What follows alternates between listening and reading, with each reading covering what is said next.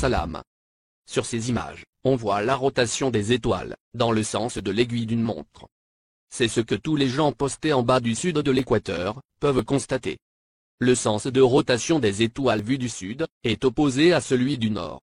Où, les étoiles en rotation autour de Polaris, l'étoile du nord, tournent à l'inverse de l'aiguille d'une montre. Bien. Ce que je veux montrer avec ces images, c'est que ce mouvement des étoiles observées du sud, n'est en fait, qu'une illusion. Due à la perspective. C'est une antirotation. Qui se fait de la même manière, que les rayons anti-crépuscule du soleil. Ok. Il y a le crépuscule, et l'anti-crépuscule. Sur l'image à gauche, c'est le crépuscule à l'horizon. Sur celle de droite, c'est l'anti-crépuscule, à l'opposé de l'horizon. Pour comprendre les deux termes, converger, et diverger. Voici un petit croquis. À gauche, les lignes en rouge, divergent, du point haut. À droite, les lignes bleues, convergent, vers le point haut. Ok. Au crépuscule, les rayons du soleil convergent à l'horizon. Ou bien, pour dire autrement, les rayons du soleil, divergent du point où se trouve le soleil, pour aller vers l'horizon opposé. À l'horizon opposé, les rayons convergent, vers ce même point, opposé à la vraie position du soleil. Comme vu sur l'image de droite. Et c'est ce qu'on appelle, l'anticrépuscule. On peut comparer ce phénomène, à une image miroir.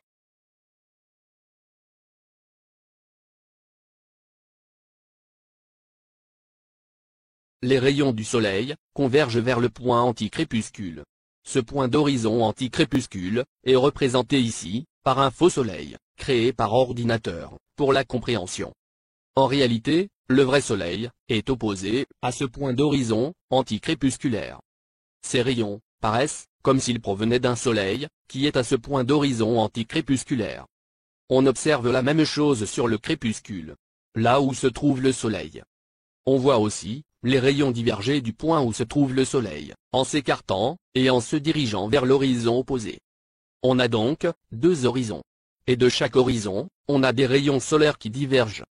Mais dans la réalité, ces rayons qui semblent diverger du point anticrépuscule, ne divergent pas de ce point, mais convergent, vers ce point. Et du fait, que ces rayons ont pour origine le soleil, leur point de départ, est donc le soleil. On peut dire, que les rayons du soleil divergent du point du crépuscule, et convergent vers le point de l'anticrépuscule. En langage simple, les rayons du soleil de l'anticrépuscule, sont la projection inverse, des rayons du crépuscule. Et cela, est dû à la perspective. C'est une illusion, comme le reflet dans un miroir. Et c'est pourquoi, ces rayons sont appelés, rayons anticrépusculaires. À l'horizon de l'anticrépuscule, il n'y a aucune source de lumière pour créer ces rayons. Ces rayons, sont le fruit du soleil. Et celui-ci, se trouve du côté opposé de l'anticrépuscule. Ce phénomène, ou ce principe dû aux lois de la perspective, est le même, observé sur le mouvement des étoiles. Au nord, on observe un sens de rotation des étoiles. Au sud, c'est le sens inverse. C'est la perspective qui produit cette antirotation au sud.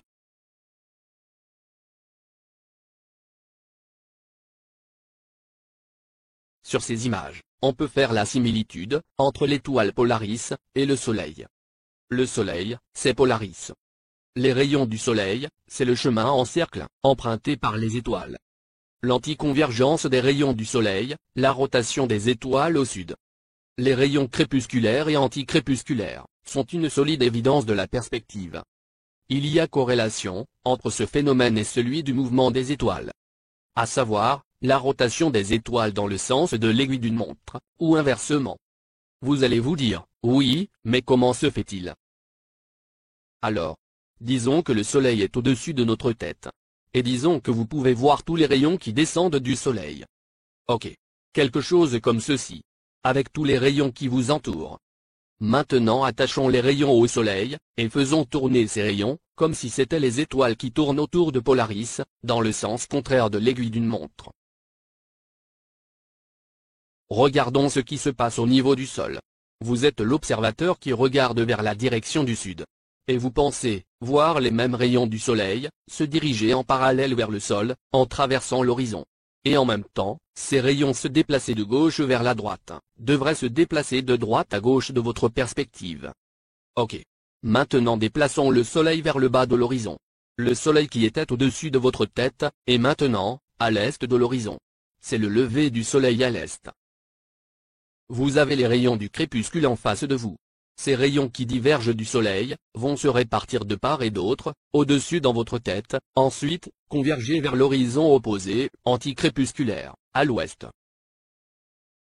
Vous pouvez alors regarder vers l'ouest pour fixer les rayons de l'anticrépuscule.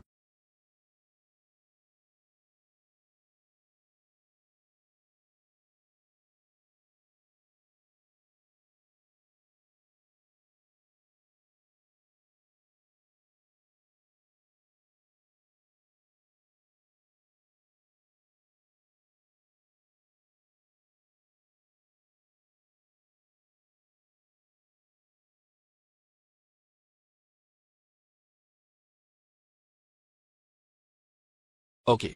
Maintenant, attachons ces rayons au soleil, et faisons tourner ce dernier, dans le sens contraire de l'aiguille d'une montre.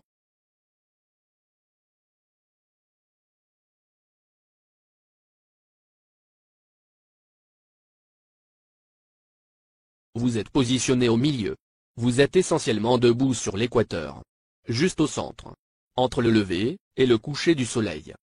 Vous regardez vers l'est, et vous constatez que les rayons tournent dans le sens inverse de l'aiguille d'une montre. Et quand vous regardez vers l'ouest, les rayons vont dans le sens de l'aiguille d'une montre.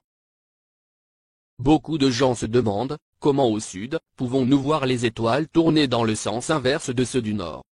Eh bien, c'est le même phénomène que l'exemple des rayons du soleil qu'on vient de voir. En réalité, il n'y a qu'un seul sens de rotation pour toutes les étoiles. Quand vous regardez l'horizon opposé, vous verrez les étoiles tourner dans le sens inverse. On dit alors qu'il y a anticonvergence. De même que pour la convergence des rayons anticrépusculaires.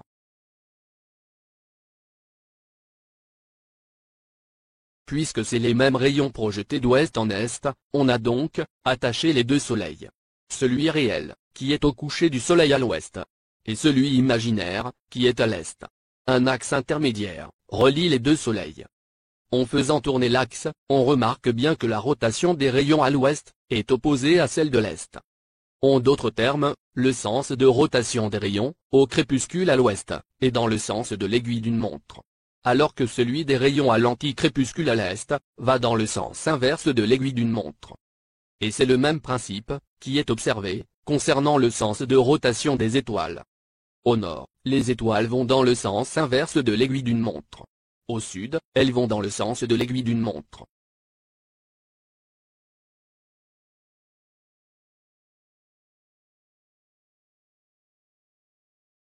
Maintenant, regardons de près cette image. Le point rouge représente l'observateur. Il est juste au milieu du cercle qui entoure l'observateur. Le cercle en rouge représente le champ de vision tout autour de l'observateur, où se manifestent tous les objets célestes, ainsi que le Soleil. L'observateur se trouve à une distance de rayon de 9656 km de l'horizon. Et il voit les étoiles se diriger vers le bas, du point de fuite à l'horizon. Le diamètre du cercle est à peu près de 19 à 20 000 km. Tous les objets célestes vont se diriger vers l'horizon de l'observateur. N'oublions pas que la distance de l'horizon par rapport à l'observateur est toujours de 9656 km sur tous les points du cercle de la Terre. Donc, quand l'observateur regarde le Soleil vers le bas, il est à une distance de 9656 km du lever du Soleil.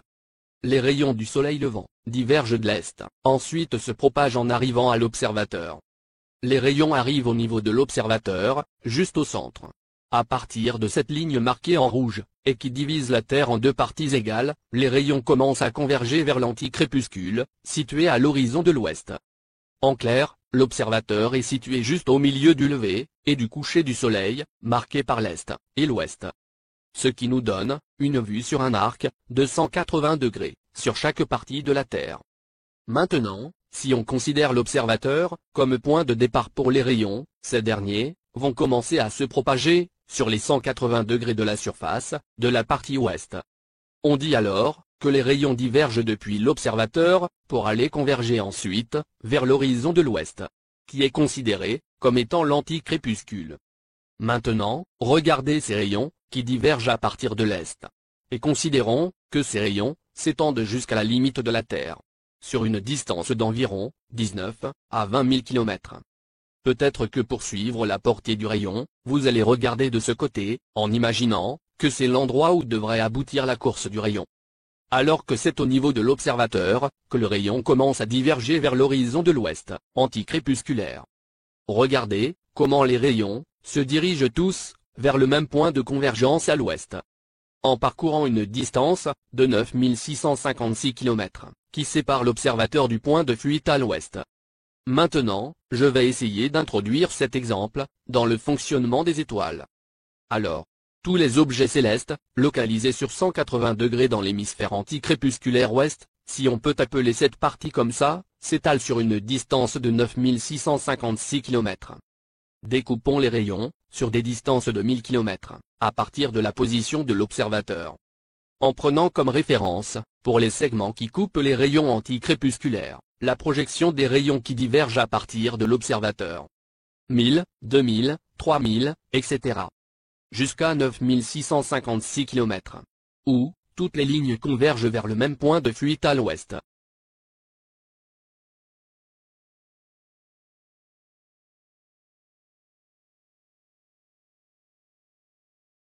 Alors voilà.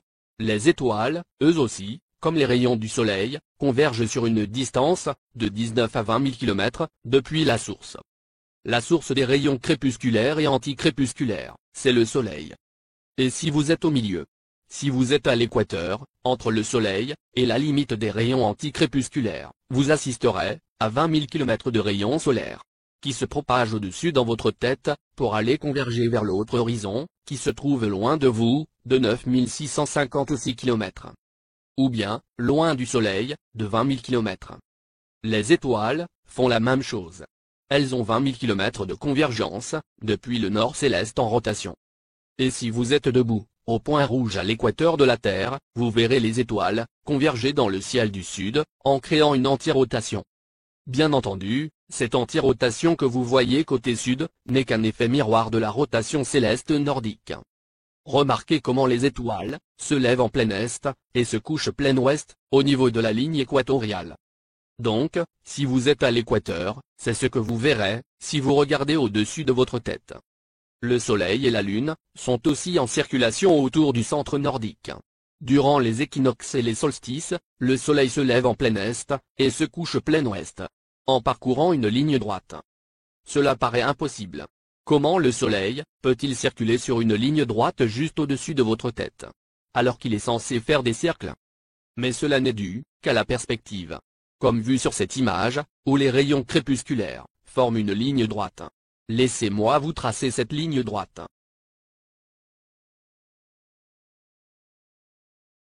Voilà. C'est toujours la perspective. Tout ce qui est à votre droite, c'est-à-dire à l'est, converge. Et tout ce qui est à gauche, c'est-à-dire à l'ouest, converge depuis votre perspective. C'est pourquoi le Soleil paraît se lever plein est, et se coucher plein ouest. Bon. Mettons côte à côte, les rayons crépusculaires, et les étoiles, et faisons tourner les deux dans un même sens. Juste pour avoir une idée. Vous voyez la similarité?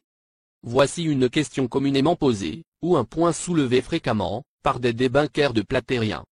Si toutes les étoiles sont en rotation, en sens inverse de l'aiguille d'une montre, autour du centre nordique, ne devrions-nous pas les voir au sud, depuis l'équateur, dériver de gauche vers la droite, et en parallèle depuis le sol, en respectant le même sens de rotation, comme on les voit le faire autour de Polaris? Cette question est posée par beaucoup de gens. Réponse. Si vous regardez les rayons crépusculaires et anticrépusculaires sur une ligne droite, comme représenté ici, et que vous connectez les rayons au Soleil, quand celui-ci est à l'horizon comme Polaris avec ses étoiles, et enfin si vous êtes positionné à l'équateur, regardant vers le nord, Polaris serait à l'horizon sur ce crépuscule. Si vous connectez les rayons, et que vous les faites tourner en sens inverse de l'aiguille d'une montre, vous verrez à l'opposé de l'horizon, les rayons anticrépusculaires, tourner et converger, dans le sens de l'aiguille d'une montre. Et c'est ce qu'on s'attend à voir. On ne s'attend pas à voir les rayons crépusculaires diverger depuis le Soleil, passer au-dessus de nos têtes, ensuite continuer à se disperser en s'écartant. Non. Ce n'est pas ce qu'on voit. On ne voit pas cela dans la nature. Ce que nous voyons, c'est des rayons crépusculaires, qui divergent depuis le Soleil. Et quand on regarde du côté de l'autre horizon, nous voyons une convergence de rayons, appelés rayons anticrépusculaires, qui ne vont pas, en s'écartant les uns des autres, mais qui convergent vers le même point à l'ouest, situé à l'horizon opposé. Donc on ne devrait pas voir ceci. En fait, les étoiles convergent vers l'horizon opposé. Ce qui nous donne une vision d'étoiles, tournant dans le sens de l'aiguille d'une montre, du côté du sud. Par contre, si les rayons crépusculaires divergent, en s'écartant depuis l'horizon, comme vu sur cette image, et continuent à se disperser de l'autre côté de notre position comme cela, alors oui. Quand vous êtes à l'équateur, et que vous regardez vers le sud, vous pouvez vous attendre à voir les étoiles circuler dans le sens inverse de l'aiguille d'une montre, allant de gauche à droite, en restant parallèles au sol. Comme si les étoiles tournaient au-dessus d'une grande assiette, avec le centre connecté à l'étoile Polaris, au-dessus du point nordique. Oui, vous allez vous attendre à voir cela. Mais ce n'est pas ce qu'on voit dans la réalité. Ce qu'on voit, c'est les rayons crépusculaires devenir anticrépusculaires, à partir du point de l'observateur. À partir de ce point, les rayons commencent à converger vers l'ouest. Les étoiles aussi doivent se comporter de la même façon. Rappel de la perspective. La perspective est la cause de tout ce que nous observons au-dessus de nous, ou sur le sol. Des angles droits sur le parterre, des angles qui s'élèvent vers le ciel. Des angles formés par le ciel et la terre, etc. Regardez ces nuages. Regardez comment ils forment un angle avec le sol à l'horizon. Tout ce qui descend vers le bas à l'horizon, comme le fait le soleil, la lune, et les étoiles sur la terre plate, forme un angle avec le sol.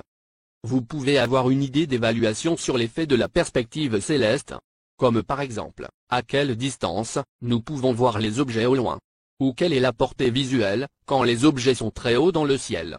Après estimation, les objets dans le ciel sont visibles à l'œil nu, à une distance de 9000 km. Parce que toute chose est située sur un rayon de 9656 km. Sur un cercle qui a un diamètre d'environ 20 000 km de vision. La vision ne se limite pas seulement à l'endroit où se forme l'horizon, mais là où tout ce qui est dans le ciel descend vers le bas et paraît s'enfoncer dans le sol. Alors, gardez ça bien en mémoire. Et en effet, comme les étoiles sont étalées et réparties sur des milliers de kilomètres, on ne peut les voir toutes en même temps. Nous pouvons seulement voir le dôme en perspective. Cette vision s'étale sur 20 000 km de diamètre en cercle. Ainsi, les étoiles qu'on peut voir sont celles d'en haut, et celles plus bas, qui sont à notre portée visuelle à l'horizon. Un horizon formé sur le bord de ce cercle de 20 000 km de diamètre. Si vous déplacez ce dôme, formé d'étoiles, les étoiles se déplacent avec vous. En d'autres termes, tout le dôme va suivre votre déplacement. Si l'on peut dire ça comme ça. On va vérifier ça. Imaginez que vous êtes debout en plein nord. Les étoiles tournent autour de vous, et autour de l'étoile Polaris, qui se trouve juste au-dessus de votre tête. Les étoiles tournent autour de vous, dans le sens inverse de l'aiguille d'une montre. En vous déplaçant vers le sud, vous verrez Polaris commencer à se diriger vers le bas, au fur et à mesure que vous vous éloignez d'elle. N'oublions pas que l'étoile du nord Polaris est fixe dans le ciel. Elle ne bouge pas. Les étoiles commenceront à pencher. C'est presque comme si le dôme formé par les étoiles était un bol de salade. Et que ce bol de salade est renversé sur lui-même avec le fond à l'envers. Polaris se trouvera alors juste au milieu du fond de ce bol. C'est aussi de cette façon que vous verrez le soleil tourner autour de vous, si vous êtes au point nordique.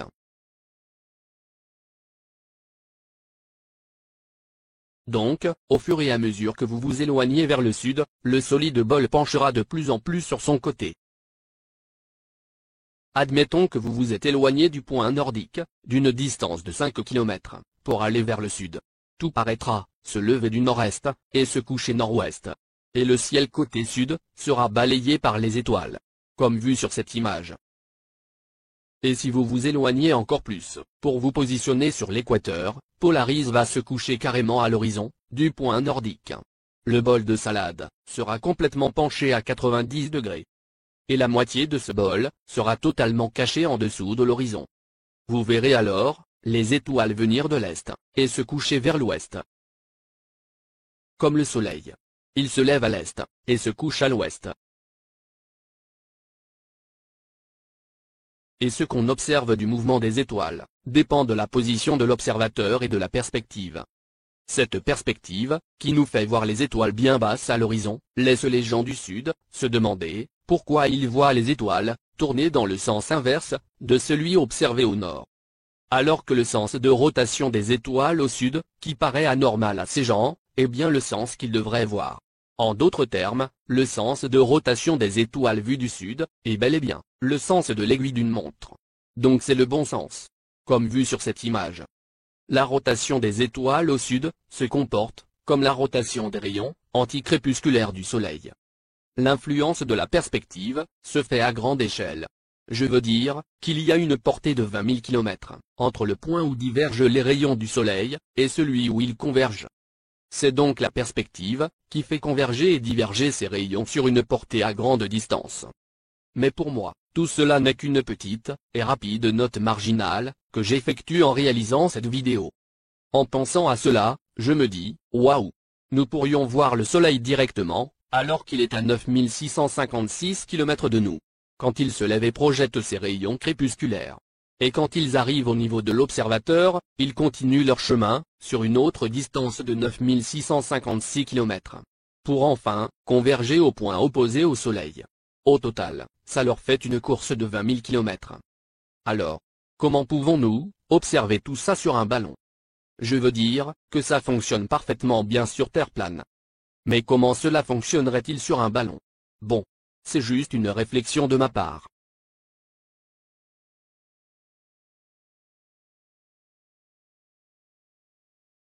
Il y a une autre objection, ou question que j'ai entendue, et qui dit: comment 4 personnes positionnées en rond, comme vu sur cette image, peuvent-ils voir les mêmes étoiles durant la nuit?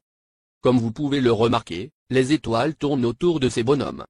Je réponds alors par la question suivante: comment pouvons-nous voir le même soleil? Nous voyons le même soleil, parce que le soleil tourne autour de nous, et nous donne l'horaire du jour. On voit les étoiles tourner autour de nous, chaque période nocturne. Je vais vous montrer ce que voit chaque observateur.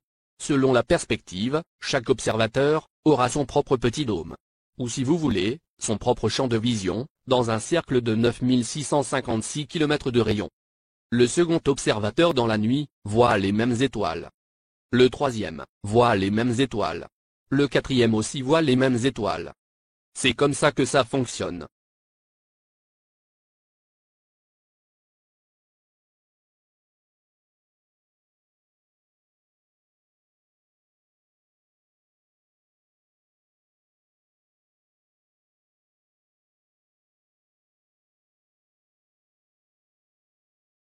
Sigma Octantis.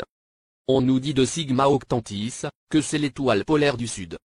Repérée ici, sur cette image, en un petit rond bleu. Elle est désignée par ce petit rond bleu, parce qu'en réalité, elle est invisible. Elle reste invisible, quel que soit le point de latitude où vous vous trouvez. Et quel que soit le moment où vous voulez la contempler. Les amateurs équipés de télescopes puissants n'ont pas réussi à la voir. Pourtant, voici ce qu'on nous dit. Sigma Octantis apparaît quasiment immobile, tandis que la voûte céleste tourne autour d'elle. Parfois, désignée sous le nom de Polaris Australis, ou étoile du Sud. Sigma Octantis n'a cependant qu'un éclat très faible, presque invisible à l'œil nu, ce qui limite son utilité pour déterminer le Sud. C'est tout. Ou presque. Sur Wikipédia. Sur Wikimensonge. On ne nous dit pas si elle est alignée ou pas avec le pôle Sud.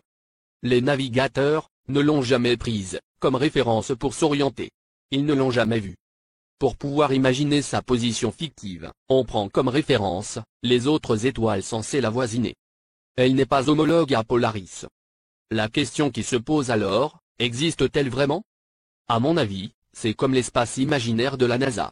Elle n'existe tout simplement pas. Elle a été inventée, juste pour valider l'existence du pôle Sud. Qui lui-même n'existe pas. Maintenant, regardez cette petite expérience à propos du dôme et ses étoiles. C'est un dôme transparent, avec à l'intérieur, le tracé des étoiles. Comme vous pouvez le voir. Remarquez les deux cercles opposés, qui se sont formés à cause du petit dôme.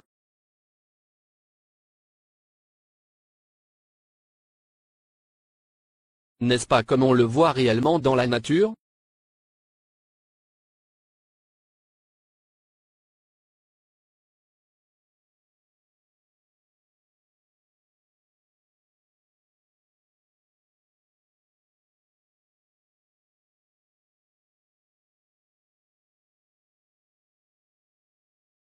Oui. La Terre est entièrement couverte, et protégée par un dôme. Personne ne sait ce qu'il y a au-delà du dôme. Pour le savoir, il ne faut se limiter qu'aux écritures divines, de notre Seigneur et bien-aimé, Allah le Sage. Il nous dit, qu'au-delà, il y a les 7 cieux. Comment, et de quoi, sont-ils faits? Seul Allah le sait. Gloire à Allah. Salam.